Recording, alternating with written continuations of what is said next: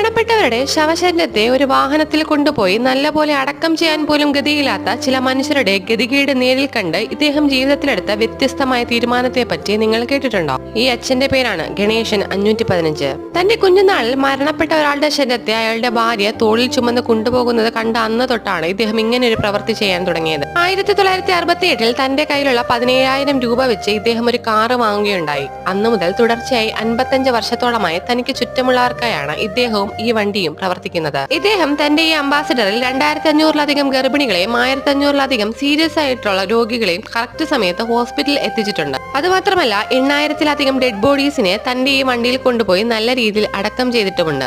ഇദ്ദേഹം ചെയ്യുന്ന എല്ലാ സേവനങ്ങളും സൗജന്യമായാണ് ഇദ്ദേഹം ചെയ്യുന്നത്. കയ്യിലുള്ള കാശും ലോൺ എടുത്ത കാശും കൊണ്ട് ആഡംബര കാറുകളും ആഡംബര സൗധങ്ങളും പണിയുന്ന നമുക്കിടയിൽ ഒന്നുമില്ലായകയിലും ഇത്തരം സേവനങ്ങൾ ചെയ്യുന്ന ചില മനുഷ്യ സ്നേഹികളുണ്ട് എന്നൊരു ഓർമ്മപ്പെടുത്തൽ കൂടിയാണ് ഇദ്ദേഹത്തിന്റെ ജീവിതം.